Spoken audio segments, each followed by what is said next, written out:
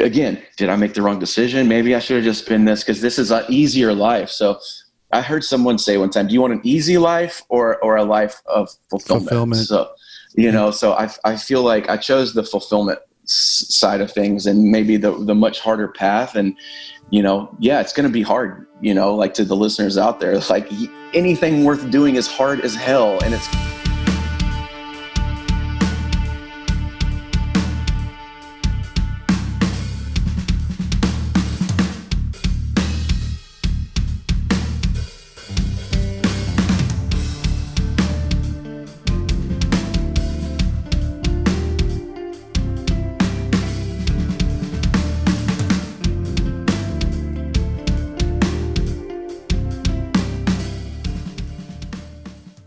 Welcome to the Music Combine with Josh Igloo Monroy. Greg, welcome. Thank you very much. What's up, y'all? Hey, brother, what's going on? Not too much, man. It's another sunny day in LA.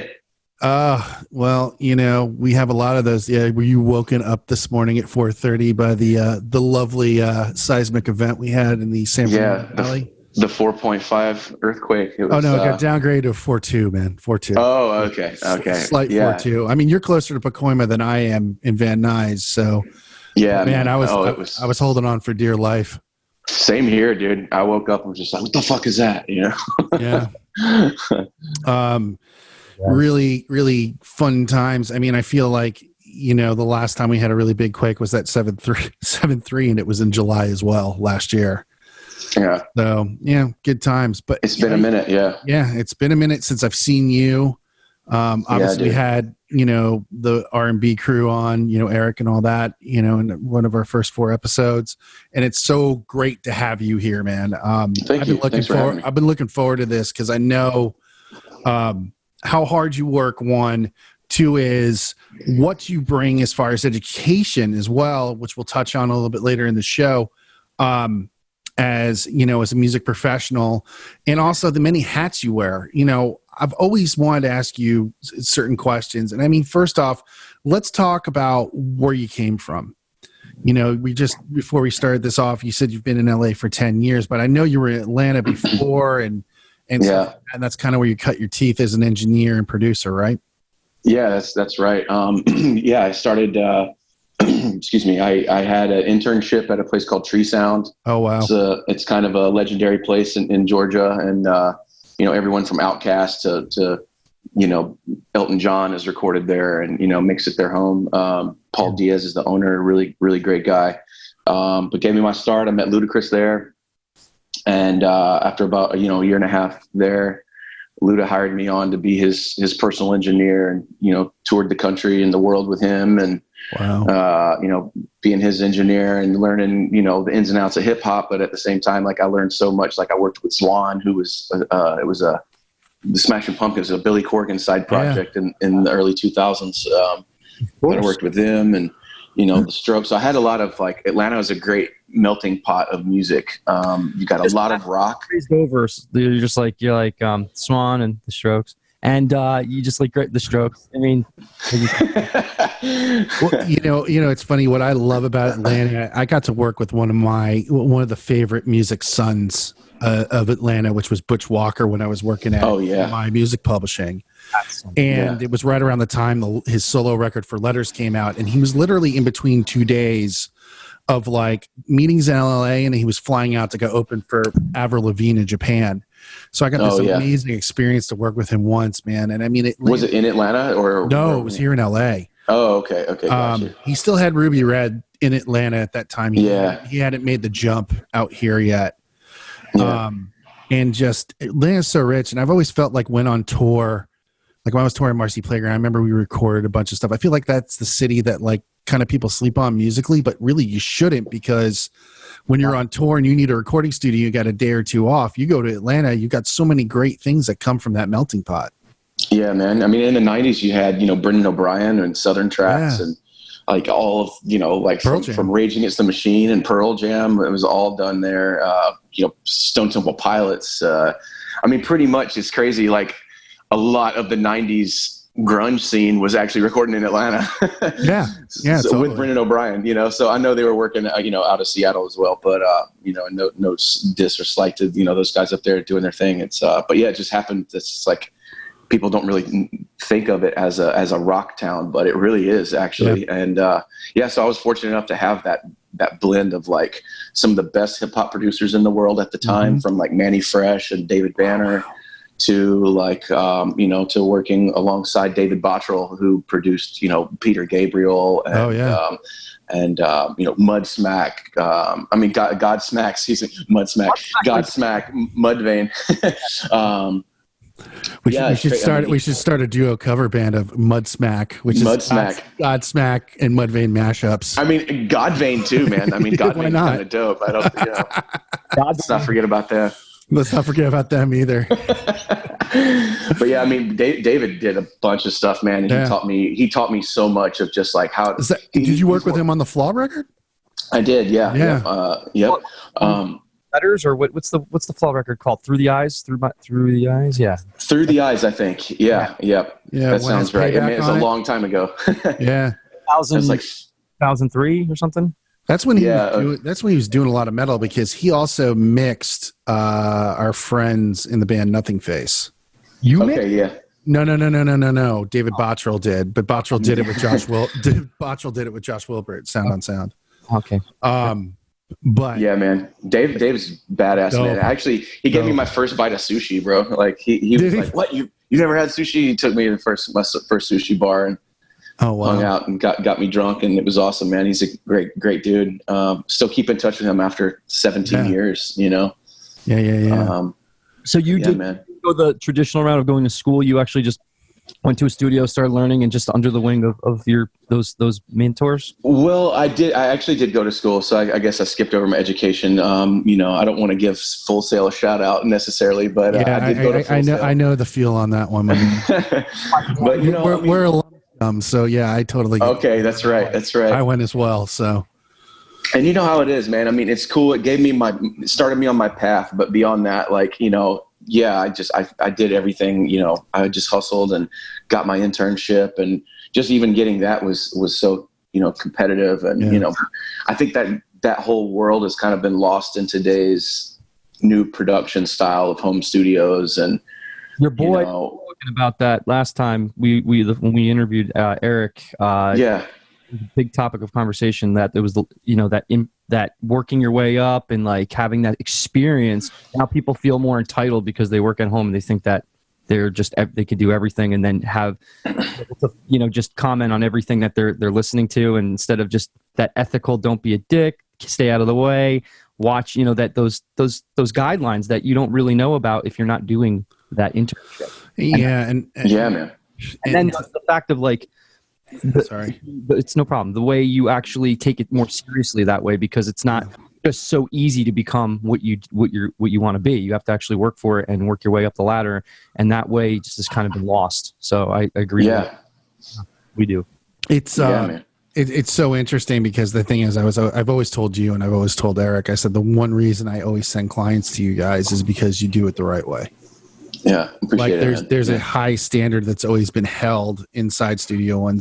There's always been a high standard held in whatever you guys do. And the thing is, you know, not to blow sunshine up your skirt, but it's really, you know, again, goes back to your point, the lost art. I've never, you know, I haven't since in the past 10 years, whenever I've walked into a studio, except for your guys' place, or unless it was a major studio, have seen such protocol that keeps those high standards, essentially. So absolute applause to you guys. So let's kind of talk about, you know, before we started the show, we kind of off camera, we're talking about projects you're working on and stuff. Mm-hmm. What's been your approach as a producer, especially with writing? Do you like to be that guy who really co-writes with people and really gets into them? Are you more the omnipotent kind of, I continually write tracks, shop them, people grab them, we go from there? Yeah. You're more on the front end of that, right? Yeah. I would say, I'm not a track guy. I'm definitely more of like more of your old school producer. And like, that's one of the things I was going to say I learned from Bottrell was just like how to step back and like let the artist be the artist, and then just kind of be more of a conductor, you know. And you know, that was what originally like a producer was, you know. And I think it's now a producer is a beat maker, but that's not actually the title of what a producer does. The producer used to be the one that hired the band and knew the musicians and had the relationships with the studios and had the right engineer, and like he was more like the director or something for, you know, in a movie. So he, like, you know, from guiding the performances to, you know, to just putting the team together. Yeah. Right. The production team, right? Yeah. Producing. Right. Right. So you get the team of people that, you know, are awesome, or maybe know somebody else that's better for that certain artist. Exactly. You know, be able to match that talent up. And I think that's really good with like just leveraging and distributing the certain people that have that certain type of value they could bring for that artist. And, you know, that person, producer, just brings the best out of the artist, knows the kind of sound, kind of gets the idea, reiterates back to the artist, hey man, looks like you're trying to do this. This is what you could do better. And just like, I think that, there's a much deeper meaning to producer than just the beat maker thing going on there. Yeah. And that is obviously like a huge side of it these days, you know. I mean, you know, production is really in the forefront of the songs today. I don't think it's really, you know, there's some great songwriters out there, but I think as a whole, in the commercial industry of things and what's popular, it's really production. It leans on the production so hard, where, you know, it didn't used to necessarily, you know, a guitarist, a drummer, a piano player, a bass player, and a badass singer, and they're all amazing, you know, at their craft. So that was the old school way, and it didn't have to have all this, you know, shit to hide the fact that like maybe this artist isn't that good, maybe this song isn't really that great. A friend of mine sent me a track that they did in the studio like yesterday, and my first comment was, "Oh, so you set the auto tune on stun, huh?" right, man. Probably ruffled a little feathers with that comment. Hey, some people need to hear it though, man.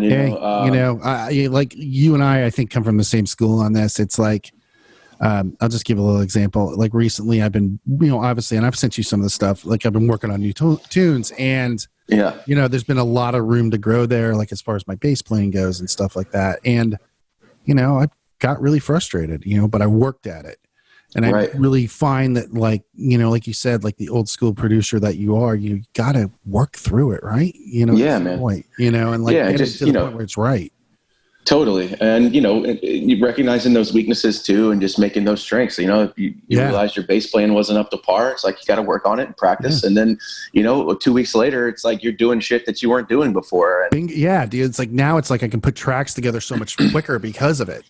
Yeah, I'm not sitting there for hours figuring out, is this right or is that right? I just kind of do it now. It's kind of. But I really, you know, to answer your question, like I really like to be hands-on from start to finish. Like I'm not the best lyricist. I'm cool with some lyrics. I'm not the best concept person.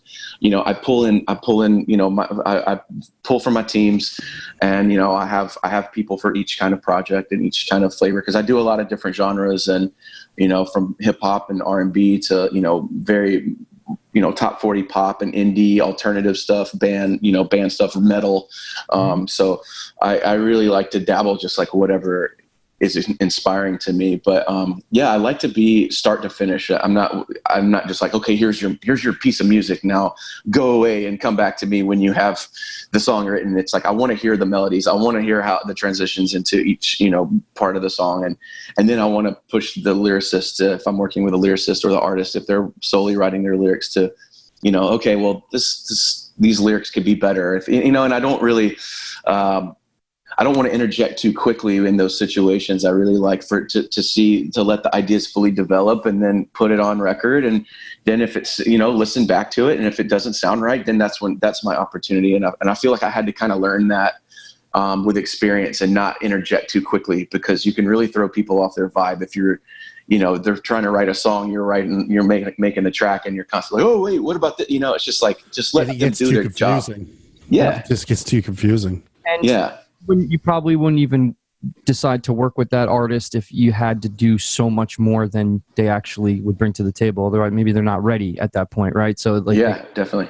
board and like finish, like, again, work on their craft before they get to you as well. Definitely. And one thing, you know, we always do as artists is before we get in the studio and spend our money or invest our money, is do pre-production and just know. Oh, absolutely. Yeah. I think dude, pre-production, I think is like, that's a word that's been lost and worth its weight in gold. Seriously. Yeah. And I'm such a huge stickler on pre-pro, like, you know, what a lot of, sorry, somehow Siri heard that. You know, half of what I do with my writing is pre-production. So if someone's coming to me to write 5 songs and they want a 5-song EP, we're going to write 10 songs in pre-production.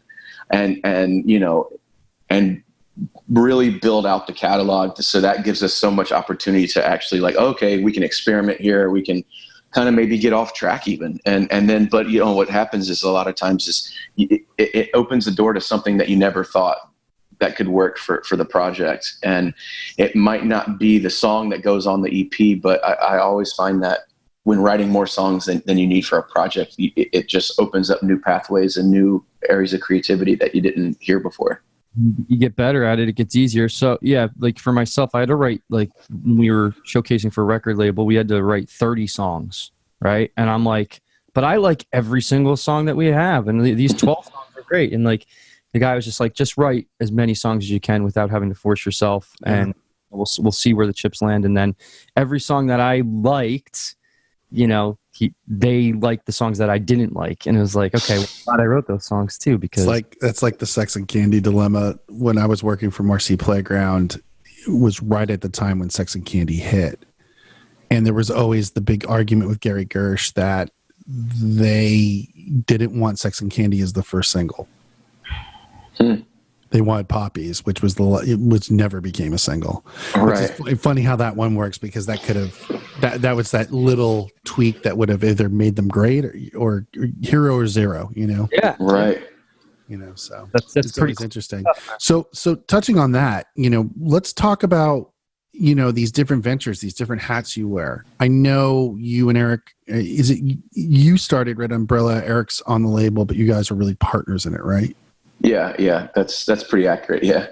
I had an acquaintance, Tom Rose. He runs Propeller Recordings in Norway, but out of the UK office. Mm-hmm. But he's a great guy, really smart businessman, great manager. Manages a huge electro group called Seeb that produced Pill and Ibiza, and you know, over billions of streams from their productions. And so he's their artist manager, and great dude. And we had a couple of artists that we were really excited about, and we were like, well, you know, let's start this label, Red Umbrella. And you know, and then with my partnership with Eric in the studio and everything, I wanted to bring my family in and make everyone partners. And so it just became this cool little, you know, partnership between brothers, really, you know, is what we are. And it's still in its infancy, and you know, we're not really focused on making the label and promoting the label necessarily. We're putting all our time and effort and dollars into promoting the artists on it, you know, obviously. And that's correct. It's not easy breaking a new artist from the ground up, and this is all of their freshman releases. So it's, you know, it's always like a long hill to be climbing, but man, I love that side of the business, and the promotion and the marketing and just, you know, finding the right distributors for the projects, and it could just really make or break, you know. How's the accountability for the artists that you're working with to bring the level of, you know, taking initiative to be able to put and document the processes, to be able to put continuous content out there that's engaging? I mean, I would say that's a great question, dude. Honestly, I would say that's probably been our biggest challenge. And then through the quarantine and the pandemic and everything, you know, artists are very fickle people, and they're very emotional, and you know, we tend. Right. What's that? Recluse, like they go into a shell and they get depressed, and it's exactly. Like you embrace this right now and just look inward and start really tapping into your creative aspect and documenting that process, and, you know, pushing yourself. And that's going to be fucking captivating content if you could do that. If you could just get out of your fucking head. Oh, dude. Yes. Easier said than done. Easier said than done. But at the same time, time to be putting that effort into building some assets, because those are assets. You can build those assets on a regular basis, and you can reuse those assets. What are you using? Documenting the process, the evolution of the song that you're creating, the song from infancy to what the big production that it is now. And we're again discussing that with Eric a bit. So it's that time where, dude, fucking put it out there, keep it consistent, and we're holding ourselves accountable as a podcast to be able to do the same thing. And just on a side note, if at the end of the conversation here, what I'll do is I could send you a free social media story calendar that you can send your artists and they can use, right? That's an asset for me, that I get other people to opt in with emails so I can get their contact information and they can add value to the listener on the other end. Yeah. That allows you to know the psychology of behavioral habits of society. And then just think of the engagement ad, the sales ad, the endorsement, and that gives the artist the ability to not have to think so hard. Yeah, definitely. So, yeah, I would actually love that, dude. That would be really cool. Thank you. No problem. Yeah, of course, man. But yeah. So back to the topic. Your question: How do you see that happening? How's that working out with them holding themselves accountable for that type of thing? It has been a bit of a up and down. I think. Especially with Robots and Balloons, I feel like, he is such a delicate artist where he's not as willing to open up and let people in. It's more about his persona as the artist and the finished product. But it's been really fun, and it's not even a problem. It's been a really fun challenge to kind of overcome with him.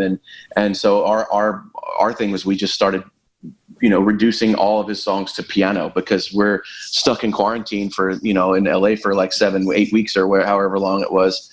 And so we just started readapting all his songs to just piano and vocal, and just like 58. And I would run the 58 through, it's just in Logic or whatever with some reverb. And it just felt nice. So we got a little bit more of a live performance feel. He could hear himself back really well. And, he had the warmth of the reverb and the piano, and it made it fun, man. So then we started doing some covers, and we started filming all that, and we experimented with some, it's funny, it almost seems like nowadays, the less production value, the better the reaction is, on social media. So we were kind of just playing with those factors and seeing, okay, well, here's a really low quality something just for everyone, and just kind of watching the reaction and the engagement. But what's that? Rawness. Yeah, exactly. It shows that rawness, and I think it just lets people in, this isn't anything else. It's just a camera in the room, and that stuff did really well for us. And so yeah, man, that's been fun. And I took up videography and just learning, cameras and lenses, and just wanting to set up a basic, really cool shot. And so, the things I learned with that, I was able to just make some really cool, little slightly higher, production value around the house, and just walking around the streets and just capturing cool stuff that we could, put over a song that, that ties in with whatever release we're working on. But we're running two artists at the same time, so it was cool to just kind of juggle those things. And Chase and Change is our other artist, but he's so great with social media. It's he is. Yeah, Chase is all over the place. Yeah, he's so at home. Yeah. So just to speak to that really quick, when you're taking songs that are already done and then you're transposing them into stripping them down, I think that's a beautiful thing. And then, when you create a song, generally for me, it's usually, on the acoustic guitar, and then I think of the melody, and it's just from that. And then everything else just falls into place so much easier. So you could take a song and strip it down to piano and vocals, or just guitar, piano and vocals, or, one or the other. Yeah. Yeah, I think you gave it the highest quality you can get for the rawness that you were capturing, which was really cool, because we were sharing that content that you were developing. And that's something, there's multiple strategies. You want to incorporate the rawness, and you want to incorporate the produced, and you want to capture all that. So a little bit behind the curtain, what's going on. Yeah. And that rawness, that transposing of a song to be able to present that, and then capturing those angles that you discovered is a great way to add to the ecosystem of digital assets that you can use to be able to engage audiences. I think that's great. No, absolutely, man. And that's kind of like our process with it all too. It's just, when you think about all the assets you need for one song, and I tell my clients this all the time, it's, especially when, it's not cheap. This isn't, you said it yourself, it's an investment, and so when you're investing your money, you need to do it in the correct places, and realizing certain things, like a music video doesn't make you money, but there's so many people that are like, want to go spend $5,000 on a music video. And then they wonder, like, well, damn, I'm not going to do that. I'm never making a music video again because I didn't make it. Well, dude, yeah, you spent $5,000.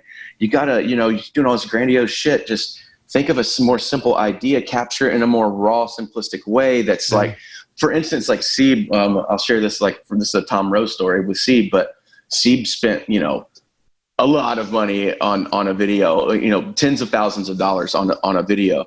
And then for £500, because they're UK boys, for £500, they made a lyric video to the same song of them putting fruit in a blender. It cost £500, and it had different colored backgrounds and like bright blue, bright green, bright orange, just like colored paper probably. Right. How much does paper cost? How much is a blender and some fruit? Right. So it's, the one they for less than $80. Right, dude. Right. And, and the one they spent tens of thousands of dollars on, I think had under 50,000 streams, and the other one had millions. So it's crazy. Or did they do that with the one that was less expensive? Was that done after the major one that was? Yeah, it was. I think they were released very close together, but yeah, I think the lyric video was just after, because they weren't getting traction. With the one they spent so much money on. Everyone was kind of like, what's going on? So it's not about how much money you spend. I guess that's what I want to kind of say to your listeners. It's like, people think like, even with microphones or buying equipment, I'm just going to buy the most expensive thing I can. Well, okay. What's the application? Do you have a treated apartment? Are you recording in your bedroom, or are you recording in a studio? So there's a lot of things you have to think about when spending your dollars and investing your dollars. And, a great low budget music video is always going to outperform a grandiose 5,000, 10,000, whatever you're spending. I would never even spend over $1,000 on a music video at this point. And I think, again, that to speak to that, you have to be resourceful when you're building a business, or, band is a brand and it's a business at the end of the day. And I think musicians, no offense to us musicians, but that's like the last thing we think about, because we're coming from the creative. But right, today's age, with all the saturation, and we're going to hammer this, you got to just know that, hey man, if you want this to be sustainable, you need to actually take it seriously, and you don't need all this grandiose these things to be able to do that. Now, if that band or that artist actually released that video with the blender and the different colors coming out, their other video might have done even better, because they had that released before that. Right. Conversely, how are they putting that out? Do they have a process where they're giving trailers before they actually put out the video? So when it does hit organically, it's going to do better. And then when you put adverts behind it, it's going to blow up that much more. So that process, I think a lot of artists, and I'm included in this, skip over. But I think with you guys, with Robots and Balloons, that's always been kind of your guys' point of attraction. Like whether it was for Vera or by myself, for weeks there was stuff floating through social media before those videos actually came out, or those singles came out. Yeah. And by the way, I thought it was always beautifully done. And not, thank you. Again, not to be unsincere. I'm not. It literally, I thought it was one of the better campaigns I've seen independently done. Yeah.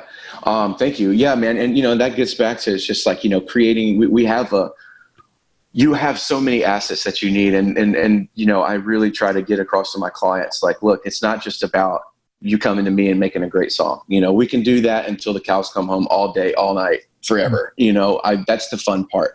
Mm-hmm. And the easy part is writing good songs. Mm-hmm. The hard part is everything that comes along after it and comes with it. And people forget, like, oh shit, I need $1,500 per song after I've already paid, X amount for the production and everything. So it's like, yeah, that's minimum. You need $1,500 minimum per song per release. So and that's like nothing. Like, that's that plays the cheap seats, Exactly. It's the cheap seats for sure. So I think these days it's just about, I won't even work with an artist if they don't have a marketing budget and stuff like that. At this point, it's not about like getting a budget in or whatever. It's like, yes, I do run a business and I need budgets to sustain my business, but I also, I want the songs to do well, and I want them to see, get on playlists on Spotify and get on curated playlists by Spotify. And just the more that my artists know, and that's the education thing that you were talking about earlier in the show.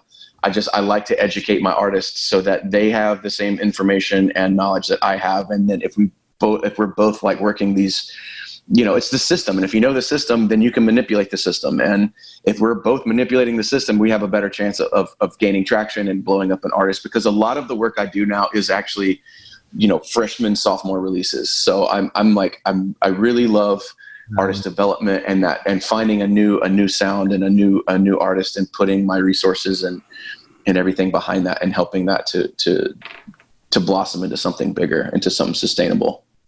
That's great, man. That's what's up. So, so like, I would say, I'm an independent artist, but I'm also in a band. So it's like, it's like doing things on my own. You can only do so much because you're taking your time and allocating it towards other people. But like when you have the carte blanche to be able to really dive in and like take the craft to the next level with actually turning it into a business and monetizing it and optimizing those assets the best way possible, and like just kind of being a practitioner, right? Like you're learning about seeing what organic stuff's doing really well, better, and then you're like, okay, so that's going to do really well if we put advertising behind it, because this brought in more viewers. And the data shows at this time these are the best times to post. And then you have YouTube, and you have TubeBuddy that shows you the best analytics for the type of videos that you want to, that are being searched, low competition. So taking all that and really, centering, putting your craft, your digital asset, your song, whatever that may be, and just kind of building an ecosystem around that to be able to make it sure it's getting the best justification it deserves, and then the maximum justification for the dollar that you're spending, so you can get the maximum benefit from the dollar when you actually go and push that. That's something we're hammering home on this, because this podcast for me was created not as only inspiration and morale, but it's more of like a community of like-minded individuals and to have resources that will help artists streamline their efforts so they don't have that overwhelming feeling of not knowing where to start, because that's what most people are at right now. And it's funny too, because you need money to kind of like figure shit out, because we've spent money in places we shouldn't have, but now like I have the knowledge to teach someone else to say, hey, don't spend this money here. But it took me having the money to do it, but now it's like I want to help people avoid those pitfalls. And I would say, to speak on that for a second, is like, when advertising, what a funny thing that we've found, and I haven't seen one video beat out a still yet, but we were running we have a media marketing business, and so we'll run our own advertisements and stuff like that, and promote singles, and we would spend all this money on a music video, and the music videos be dope, Sure. And then just to test it out, we'd run it side by side in parallel with the still artwork, with the album artwork, and like a superimposed, motion graphic of a waveform bouncing with the music kind of thing, simple. Right. Every single time, not one time has a music video outperformed the still graphic with the waveform. And how easy is that fucking to put together too? What is it? Dude, it costs nothing. Literally, there's free apps for that. And and here we are begging people, like spending money, real money, hard-earned money, and then begging people to watch a music video that no one gives a shit about, because like no one cares about an artist until they do, and then once they do, it's like the floodgates are open. But until that point, until the perception is changed and like you have that cult following and that people really care about what you have to say, no one gives two shits. Even like your inner circle, like people will like it and people will, whatever on social media, but how many people are actually going to watch that music video from start to finish? Or, like it's funny. So, it's great. They're great points to bring up, because you don't have to fucking get, overwhelmed by having to fucking take all your money and put it into things that just aren't going to work at the level you're at. So there's a place for production, of course, but just use what's right in fucking front of you. Just be resourceful. That's it. Exactly. And go back to the thing, just think simple. People have such grandiose ideas. Oh, I want, cars falling out of the sky. And, when you look up to the sky, it's not really the sky. It's, something. It's like, dude, okay, that's great. But you don't have that kind of budget. And then even if you did have that kind of budget, you should put that shit into playlist promotion or something that's going to bring you a return on your investment, not a music video that no one cares about. Yeah, it's interesting. I've had in the past year been able to see some big tours get put together just through friends of mine who are in town, and I've gone to some of these meetings of like productions and stuff. And, I've seen some of these budgets, and, it's a lot of money that goes into touring, which we're not doing right now. Yeah. And the thing is that, the one thing one certain friend of mine will always say, he goes, well, when you play at this level, it's this price. Mm-hmm. So why not play to the level you're at currently, build off of that, and constantly, kind of fold and grow. It's like folding dough over and growing it, Yeah, man, that's a great play the level you're at. Play the level you're at. I'm going to have to steal that from you, Mike. That's great. Yeah, dude, you go for it, man. You go for it. Go for it. We're friends. Yeah, man. Yeah. I'll put the quote. I'll give you credit. You're a touring artist. If you're like already big, like it's just that much easier to pivot your business model to, again, I'm going to say it again, Erykah Badu. Your operating costs drastically take a big dive, and you don't need to be paying all these different operating expenditures when you can just, if you're a big artist like Erykah Badu, some of those budgets, started that live shows thing, and like she asked for $1 her first show. She made $300,000 off of that because of her name. Obviously, she's big. And then she put more into the production of it, and then rented out a venue, and then brought her, the band in, and then they did it from there. And then she charged $3, and then she charged $4 for the next concert. So why would people go and watch a live stream concert? And the answer is this: they want to be part of something happening in real time that they wouldn't otherwise be a part of if that wasn't happening in real time. Yeah. So that's what, that's created. So as an artist right now, the silver lining for the artist is, okay, yeah, we can't play out all the time, but dude, like you can actually capture your live performances and kind of have like more engaging conversations with people that are interested in your music and get a little bit more personal with them just by transitioning to the live platform. And, you're not wasting all your resources on things that are not going to bring, because you can capture more of an audience online, obviously. I mean, listen, put some advertising behind it. You're gonna get in front of the right people even easier than just going and hitting the pavement hard. There's a place for that, of course. I love it, but at the same point, you have the opportunity now to actually take advantage of the like Zoom and fucking Twitch and YouTube Live. These things are going to help your cause, and you don't have to do it in you only have a finite amount of energy to put and resources to put forward.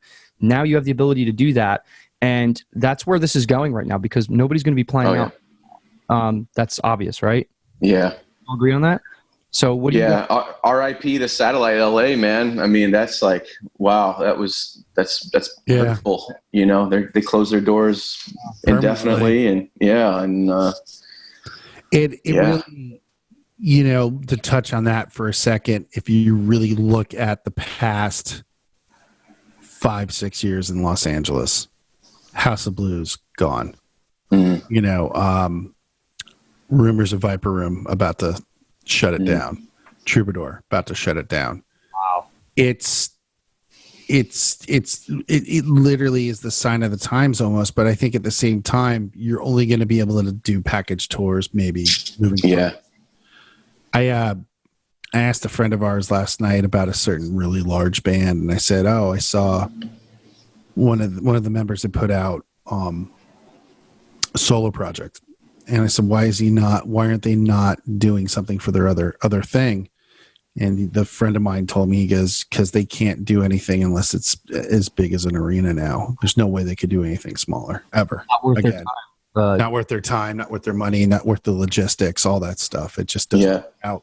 Let's bounce back to Joshy over here. So yeah, it's my brother's name, by the way. Nice. So Joshy. So basically, Joshy.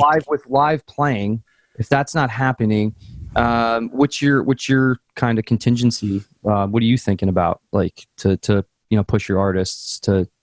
Yeah, the thing with the live Zoom stuff, and I'm all about it. I just want the sound to be right, and I want the aesthetics to be right, because I think you have a very large opportunity to sound like shit.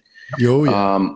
And so people got to get those right, because I was checking out some of those when and it's gotten a little better, and a lot of the audio interface manufacturing companies like Roland and Rode and not Rode. I don't know. There's a couple other like Focus, Behringer, right? Stuff like that. Yeah, stuff like that. They're starting to create, these podcast audio interfaces that have really dope, live functionality, and being able to stream right out of that, instead of just, if you put up your iPhone and go on Instagram Live, like, you're just getting the audio out of your iPhone. But, with these interfaces, you're able to do so much more. So I think, for me, to answer your question, like, it's about investing in the right gear. If you can't go and play a show, and you don't need a PA anymore, and you don't need all these little things, like, not anymore necessarily, but like, there's a new place to invest your money, where it would have been going to PA and all this shit. Now you need to go into like a really dope live streaming platform audio interface, and so I think it's like put again, spend your money in the right places. Don't wait, and I that's where I see it happening. And it doesn't have to be a lot of money either. Just like, no. I got an interface. Mike always recommends stuff for me to get. So I got a 8 input interface Focusrite for me to start recording and doing this live thing. So I'm not even there yet because of what you said. So the capturing that live quality, right? I could put a mic on my microphone. I can get a mic for my phone and make it sound decent for the quality of what that is. But how do you take it to the next level? You really got to understand the ins and outs of that. And then how are you going to play your instrument? Mike's going to play his instrument. I'm going to play my instrument, and all sound just as good as, in each individual exactly window. And I think a lot of the and this isn't to contradict you in any way, but I think it's like, I was listening to the Celebration podcast, Chris D'Elia, and he's like all these people trying to get him to do like Zoom stand up, and he's just like, no, that's what my podcast is for, it doesn't work. So I think knowing like the interaction that you would get with a real crowd is like one of the reasons we play music live, is to have that give and the take from the audience and the artist. It's like this symbiotic thing.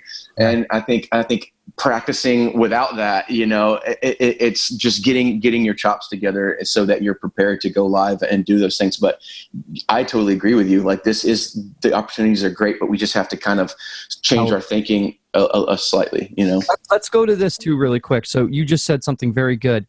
That guy, Celebration Network podcast, he said something very, very important, but at the same point, I think there's something being missed. You can absolutely do a Zoom like we're doing right now. This is going to be a video, right? But we're also doing a podcast, and we're also doing it as well. I'm working on that, the blog part, right? Right. So there's 3 different pieces of content from content, and I've learned that from studying like Neil Patel's approach. Neil Patel is a master marketer out there.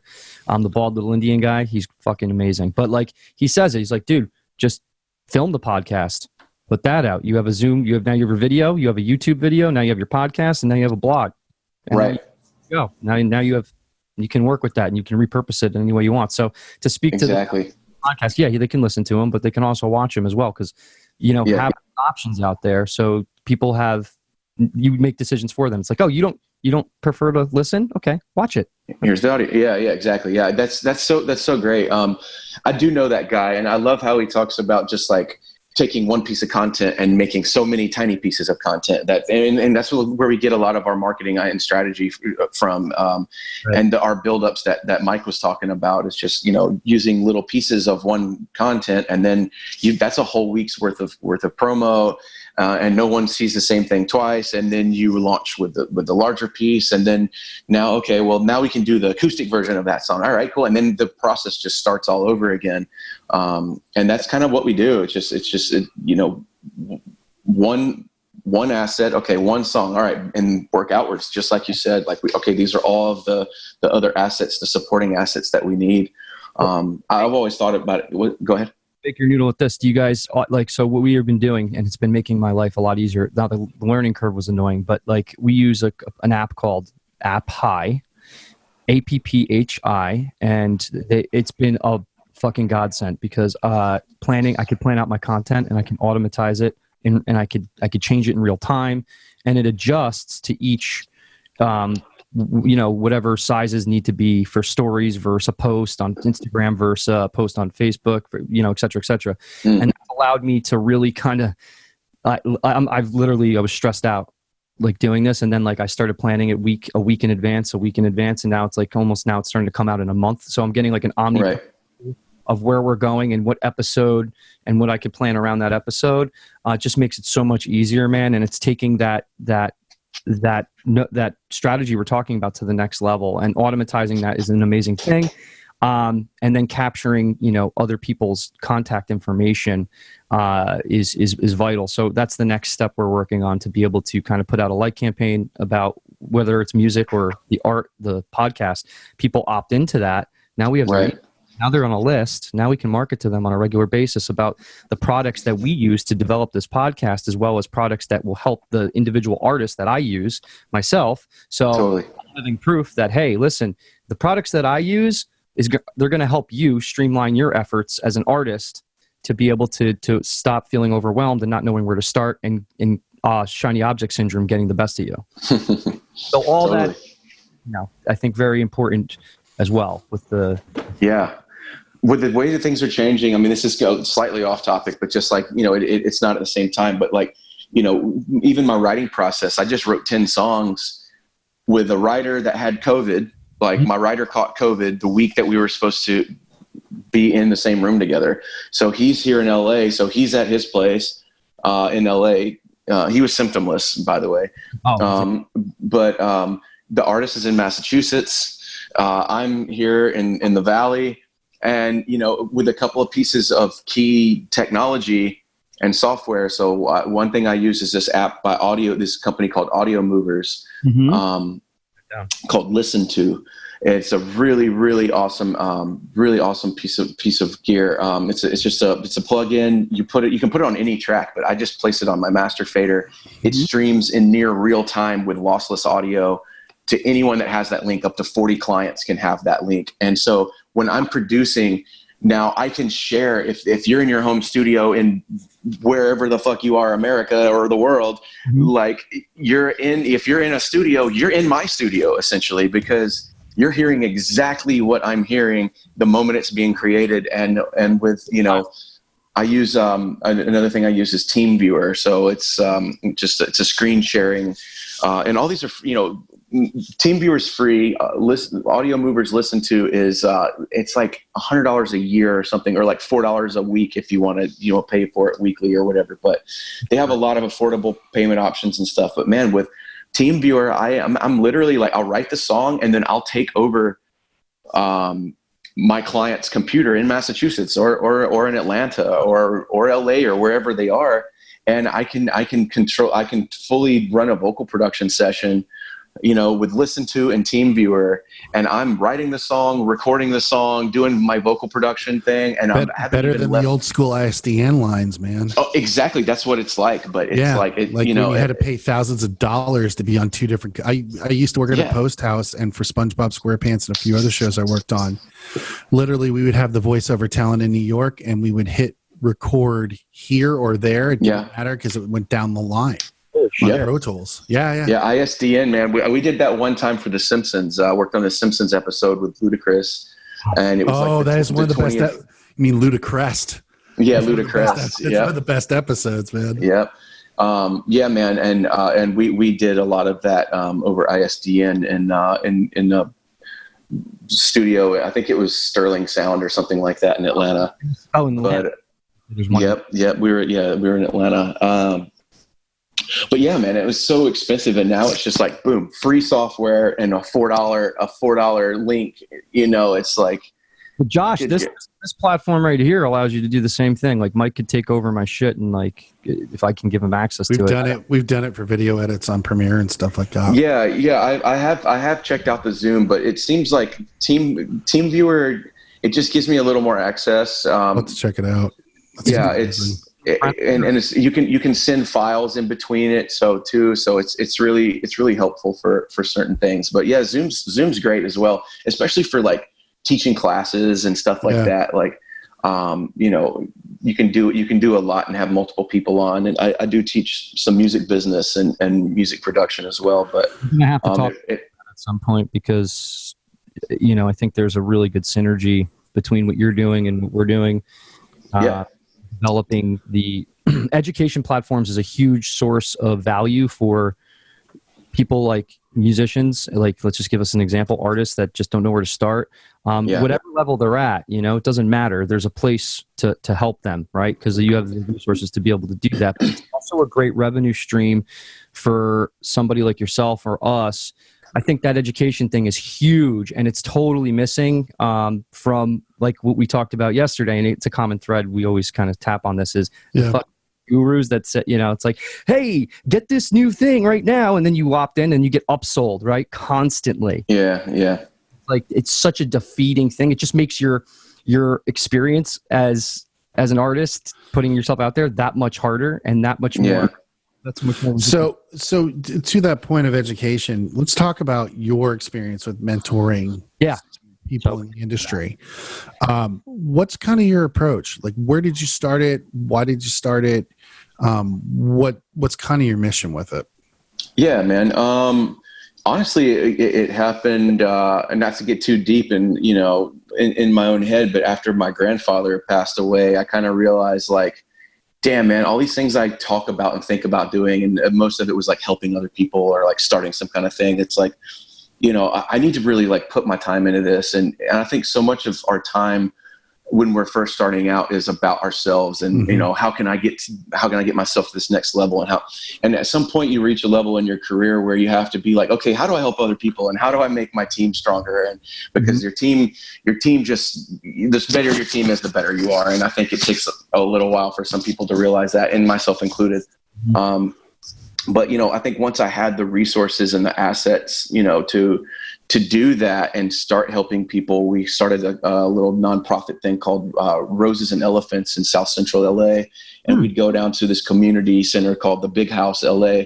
And I would take a team of people down there and multiple computers. This is all our own personal stuff, like, several laptops and speakers and microphones and MIDI keyboards and everything we needed to make a mobile studio. And we'd set it up there in a couple of the conference rooms of the Big House, and the kids would come in from the neighborhood, and we'd teach them, how to count a meter. And then we would teach them how to start playing some drums. And then we'd pick a song, kind of like a framework song. And, okay, somebody give us a song that you want to make a song like. Sure. Right. Then we'd kind of produce out something similar. And the kids had a great time, man. And we really loved it. And all the mentors really loved it too. And I think that's where it started for me. Amazing, man. And what's that? Amazing. That's fucking awesome. That is really thank you. Awesome. It was dope, dude. And like, the only thing I didn't like about it was I never got to see the same kid twice. And so that kind of led us to be like, okay, how do we get this into a bigger picture? And because the kids just like, we'd see them one time, have this great, and we'd be like, holy amazing shit, experience. Yeah. And then the kid would be super, like, every time there'd be one or two kids that are like, this is a prodigy here. Like, how do we continue? And we'd never see them again. No way to get in touch with them. Might have changed those kids' lives, though, the trajectory of what they were thinking, what they're capable of doing. I hope so, man. I don't, a longer term basis, and see how you can help those kids really develop, not just from the one time, but you know what I mean? So you're like, heart goes out to them because you saw the excitement on their faces. Yeah.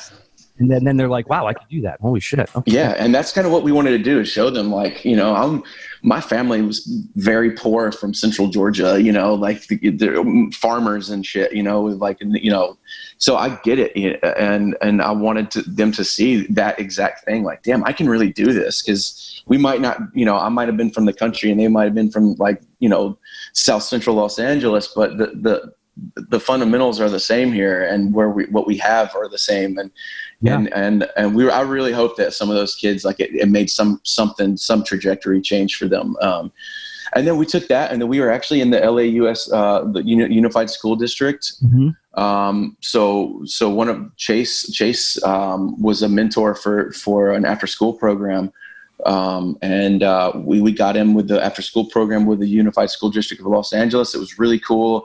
And then there was we had some issues with, it wasn't even us, but there was one of the kids said moms threatened to sue one of the other mentors that wasn't even a part of us, but it was just whoa, man, I had to kind of rethink that. And it's just man, I'm here out of the goodness of my heart. It's my own stuff. And I just don't want any issues. Some kid, gets bopped on the head by a microphone or, something. I don't know. Who knows? And looking for a payday, right? Exactly. So we kind of started restructuring after that and making it a more intimate thing. And, then we started teaching with Recording Radio and Film Connection, and I started mentoring with their program. And I really started developing my team a lot more and found some really great talent through that situation. And that's fucking great. I mean, I kind of, as you speak, I see a way to really optimize that process. Meaning, all right, what if you just spitball them, but at the same time, you're able to vet that a little bit better. Have a list of kids, make sure they're basically contributing to the guidelines that are there, so that you don't run into those types of situations. Sure. You do it online, and then you have people in certain places, like one person in Atlanta, one person in LA, that you could trust, that would be able to help work with these, maybe do a group training for a masterclass, or somebody in that area be able to go and set up, if this shit wasn't happening right now, be able to exactly and set up the actual thing, to be able to have those satellite mobile studios. I don't know. I'm just thinking, but I mean man, it's coming from such a great place and giving back. And I think that's missing. That's again, that element's missing, because everybody, like you said, is really just out for themselves and they don't realize that you've got to make the best out of the people that are around you, that are helping what you're doing now. And how do I develop, their faculties, their mindset? And then let's just kind of dive into that, because this is the whole center of this is you have to have a fucking certain type of mindset to be able to take, action on your creativeness, and it takes a lot of balls to do. What's contributed to your mindset to be able to really pursue this, man? You're doing it, and it's so inspiring. What's the mechanics behind that? What's your drive? Drives you to do this? I think I was lucky enough to just know I wanted to do this. I had, this sounds stupid, but I had weird visions of myself in a studio when I was a young kid, and I didn't even know what a studio was but I could just see myself making music, and that's what I wanted to do, and I just did it. I don't know. There was no other. You just acted on your impulse. I guess that's what it is. It's just I just knew that there was there was no plan B ever. And Michael Jordan, I always loved that little quote from him. That's just plan B is the first step to losing failure. Plan A or something. Failure, whatever. But it's and I just went after it, and I think the act of making music and being creative is such a drug, and it's such a rush, and it's such an addictive feeling. I think it's just I'm still my 14-year-old self listening to All Along the Watchtower in my bedroom, and just oh, what the fuck? How do you get guitar sounds like that? And it's still exciting to me to this day. In the same way, I still feel like that. I'm 38 this year, but nice, man. Yeah. Oh yeah, man. So, it's I've been doing this since 2002 professionally, it was my internship. So going on 18 years this year, man. And I still feel and we're just, there's so much to learn. It changes, and new technology comes out, new plugins come out, and you can be they used to do that back in my day kind of thing, or you can learn some new shit and adapt. And I think it's music's kept me young, and it's kept me, I know for me, man, just with scratching more of the Logic thing coming from Pro Tools, drummer tracks been the greatest thing for me. Yeah. Because I'm not a good drummer. Right. And it's made my drums sound fucking amazing because of it, and it's given me a base to really kind of work off of with a lot of the songwriting I've done. So it's with the change in technology, it's amazing. There's not just two screens for Pro Tools anymore. Yeah. And it's as a drummer, I'm better than your drummer, by the way. But the mics and the sound. See. I did hear when I did this, when Mike said, Yeah, I'm not much of a drummer. Gregory's like, yeah. Well, I actually, I'm telling you, from the transition or like the evolution from him sending me his first song, I was like, dude. Oh yeah, hand programming it, not good. Oh. Velocities roll at one velocity. There was no dynamics between anything. So and then after a couple weeks, it's a completely different thing. And I'm like, oh, there you go. That sounds really good. So I just got this drummer tracker thing, and I'm like, fuck him. But yeah, but it's still awesome because you need the mics. You need it to sound as good as possible. So I could be the best drummer in the world, but if I'm not capturing the right sounds and it's not sounding good, totally. Right. So what are you saying? You're not much of an engineer? I'm not. I'm not, but I'm learning. And you know what? I'm kidding. I'm kidding. People that are good. So, so I don't have to, so I can focus on the creative part of that. Absolutely. Definitely. So let's kind of graze through this. This is something that I've struggled with, and it's just kind of, was there ever a time where because for me, for my paradigm, like, my mindset, it's always been to push myself to do music. But at the same point, my parents weren't around. They left when I was like very young, and they moved, and I stayed around for music. But I always had I'm like, okay, I'm just going to get a normal job. I won't go to college or music school. I'll just, because I just fucking do the job thing, and that will allow me to do my band. So I've always had this like in the back of my head, like I still need to have a job so I can pay my bills and be able to do this, which is understandable. And that's, I think, where a lot of artists struggle is kind of pivot towards being able to do it. So have you ever did anybody hit you like you need to get a real job, or like, have you ever went through that kind of thing? Oh yeah. I had a full, like I said, my family is like really poor, and I was going to be the first person to go to college. I was a straight A student. I was, I had really great grades, and I got a full ride scholarship to a place called Perry College in North Georgia. And they, I was going to be, I wanted to be I didn't really want to be it, but my family wanted me to be a doctor. And I got my scholarship to this great pre-med school, and, here it is. There's the rest of my life laid out for me. And I just couldn't shake the feeling like that it wasn't the right choice for me. And I was a part of this sounds super nerdy, but this thing in high school called the National Youth Leadership Forum.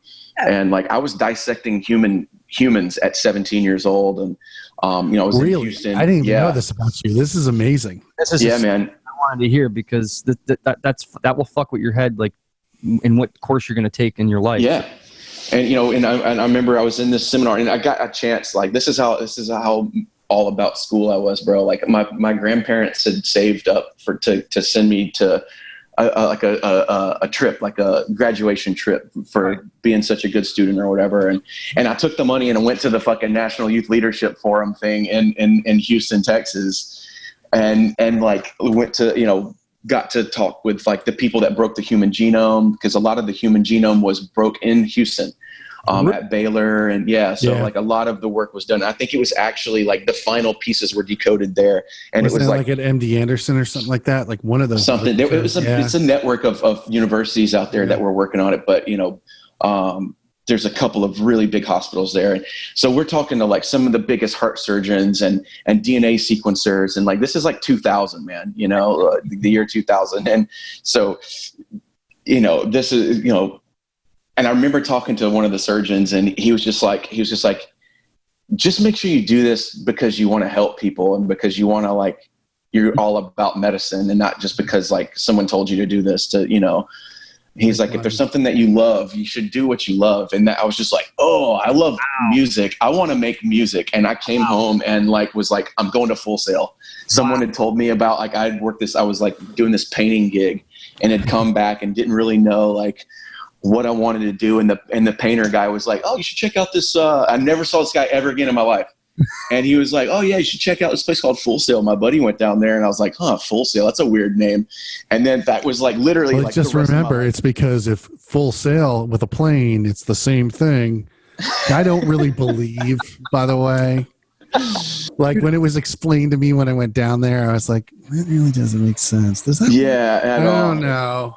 Gosh. But yeah, I mean, I lost I was just like, you know what, Granddad, I'm going to Full Sail. I'm going to make music and all that stuff. And, it was hard, man. He didn't want to talk to me for a long time. Like he was like, you're fucking up your life. And, you need to have the music's not a job and that kind of thing. Yeah. The typical stuff. This is exactly what I wanted to kind of tap into, because guys out there who are listening are struggling with that same thought process. And of course. And most, I'm not going to speak, I'll speak for myself, aren't at that straight A student level where they're being pushed into this. So you were really groomed to, and like basically admired in the family to be like like a doctor. That's a huge pivot and paradigm switch to be able to come back. And then you tell me exactly the thought you had when you had it and what made you think that.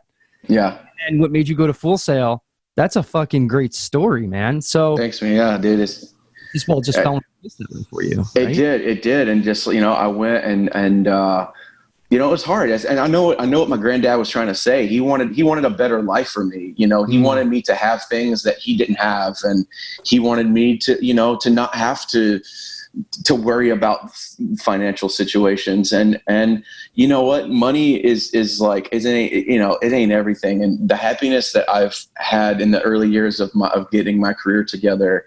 Yeah. Okay. Sometimes I did think, damn, did I make the right decision? Did I, of course you're going to have those thoughts, but I just say like, in your heart of hearts, like what's right for you. And hopefully you do anyway. I feel like we all do. And if we're being honest with ourselves and if you're being honest with yourself, you just follow that path. And my heart told me you're doing the right fucking thing. It might be hard right now, but it's a trade-off of like, you have no boss. I have no one telling me when to report. I can take off for 6 fucking months if I want to, as long as I am financially able to. Mm-hmm. So like the things that I paid for in my early years, dude, it's just like working at some corporate gig where you're like nothing on the totem pole, and then you got to work for freaking 5 to 8 years before you have some seniority. I feel like it's the same thing, but now I get to make my own. You're in control far more of your destiny in that situation, because the thing is that it's based upon how good your merits are and how good your work is. Well, right. I think that the point to take to this, there's many good points here. Trust me, many good points. But the one thing that, you can work for a corporate gig and bust your ass and put your all into it and basically get nothing out of it. The dividend doesn't pay the way the fulfillment aspect. One, two. Also, no one can fire you from this job. Dude, same point. For sure. Back to it where you have to take the initiative and hold yourself accountable for certain things. It's so easy to not be able to do that. So this is the other question. So when you that is a problem. It could be a very big problem. When you pivot from going from medical school to doing music, and now you're doing music, how was your relationship with your grandfather as you were excelling in the music industry? It took me winning a Grammy to get him to say I made the right decision. So like, and it was literally that. And like Luda, when we won for like best rap album of the year, I think it was 07 or 08, something like that. And when we won that, Chris thanked me on stage during his Grammy acceptance speech and stuff. And, gave me a nice shout out, and that it was made possible, the teamwork with me and him. And it was really good. It was really great working with him. But it took that statement of a nationally celebrity, like huge celebrity, for my granddad to be like, okay, maybe you made the right decision. Maybe, he said. And I think he was halfway fucking with me. I think he should be proud of you, because the thing is, I remember the night that you guys, and it was the night we actually first met, was when you guys opened Studio 10 and Luda rolled through. Yeah. Luda rolled through to come check it out, and I'm literally standing in the hallway from here to my microphone looking at Ludacris and like just chopping it up with him. He was cool as shit. He was just like, hey, how's it going? Just one, man. It's just exactly. Yeah. I've been very fortunate. I won't call it luck, because, I don't believe in luck at all. But, I've been very fortunate and blessed to have such great mentors in my life. And Chris Bridges, Ludacris, is one of the biggest influences, and not just as a boss, but just like he taught me how to interact with people and the humility that he shows his fans every single day, and like how much of it he gives back to his community. And just like I think he's a model citizen, man, honestly. And whether you like his music or not, or whatever, I think, him as a person, I wouldn't be who I am without him. I wouldn't be where I am without him. I don't know him personally, but I know some friends of mine who roll in that circle, and anything I hear about him is nothing but integrity. Nothing. Yeah. That's all he is. And that's all he's about. It's great, man. I think he cultivated that. He saw that in you. He saw major potential, and to be able to connect with somebody on that level at such a young age it's just a priceless experience that it's going to be part of you for the rest of your life. That's such a cool thing. So, as we come towards wrapping this up a little bit more, was there any type of more outside of what your family thought and adversity that you went through to kind of throw you off your game, where you're like, fuck, I need to do something else, or or it was just streamlined the whole way after that? No, I think it's always, if it's not one issue, I think, life is just a roller coaster. So I feel like there's always going to be new challenges coming at you all the time. I feel like for me, it was like relationship problems with girls, having to sacrifice family time to get a really cool gig or to be available at a commercial studio. Because, as we were talking about before, the competition's crazy in those places. So, you don't want to show up. Great. There's 15 other dudes right here waiting to take your fucking spot. Yeah, so you want to show please up, don't show up on Christmas, show up on Christmas. Exactly. And you and Eric actually went through that, right? Yeah, we did, man. And I'm sure, you probably had a similar upbringing too in the commercial studio world. And 100%. Yeah, man. I mean, so there's a lot of sacrifices that we had to make. And so I think it was more just like personal relationships were straining. And then seeing my friends and family that, that I went to school with or in high school or known for a while or whatever, that's like, maybe I kind of felt sometimes, and this is not how I feel now. So this is just like the thought process. Maybe am I behind in my life? I didn't have this, I didn't have the job paying this and that, and where I knew exactly how much money I was going to make every month, and I could get the new car I wanted and get the house and have the kids. I don't want any of that shit. And I didn't, so, but in some part of me, it definitely played into my psyche in a negative way, where I was like, damn, again, did I make the wrong decision? Maybe I should have just been this, because this is an easier life. So I heard someone say one time, do you want an easy life or a life of fulfillment? So, so I feel like I chose the fulfillment side of things, and maybe the much harder path. And, it's going to be hard, like to the listeners out there, like anything worth doing is hard as hell, and it's going to beat you the fuck down, but that's part of it. And how you react to those situations makes you who you are. And, so I've always just felt blessed to be going through it. It's like, I just try to flip it around on myself, where it's like, you're lucky to have this experience. This is going to make you stronger and make you better. So great words. Great words of wisdom, man. Seriously. Brother, it's such a pleasure to see you. Man, thank you guys I'm absolutely, from the bottom of my heart, I'm so sad to see you and Eric take off, dude. Hey, man, we'll be back, maybe. And honestly, it's just like, I don't have any plans to stay or to go or like to come back. It's just like an open-ended thing for me right now, where I'm just using this time. I've got clients on the East Coast. I'm going to go out there and work and have a great time in my work, but I also get to like make up for 10 years of lost time. Yeah, man. And my family is really important to me. And it's just, it's a blessing, man, to go and have this new life experience ahead of me. And I'm really excited. More power to you, brother. Amazing. Anything you're promoting right now, brother? Man, check out West Coast Weekend. Check out, check out Robots and Balloons, the EPs. The whole EP's coming out. Chase and Change. His Overdrawn EP just dropped, so awesome. We got 500,000 streams on that. And he's a great artist. One of the best hip hop artists out there, I feel like, and so much positivity and hope in his lyrics, and in the least corny way of saying that too, because it's like all this wisdom served to you like in this raunchy, rowdy way that only Chase and Change can do it. So I love the parallels between that and the contrast between his two sides. And so yeah, definitely check out Chase and Change and Robots and Balloons for sure. Amazing. Here. Thank you guys for having me on. Yeah, of course, man. We'll be talking again soon, brother. We're gonna have you back. All right, cool. At some point. Sweet, guys. Thanks so much. Have a good one. Take care, bud. All right, peace.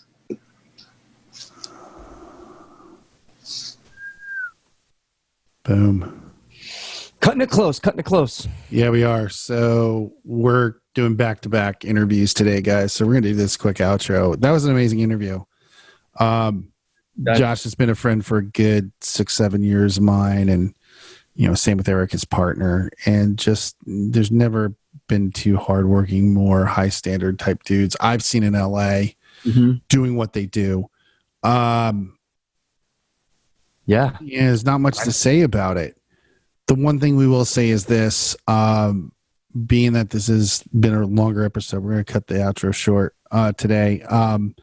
Next episode after this, you wanted it, I've wanted it.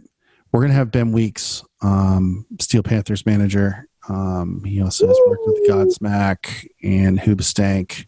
He's currently Hoobastank's manager, and he's got some other tidbits he's going to drop on his projects he's working on. And he's going to talk about being a manager and starting your business from ground zero and up. It's going to be a pretty amazing episode. So, Greg, shall we? Shall we? We'll see you on the Combine next week, guys. Thanks so much.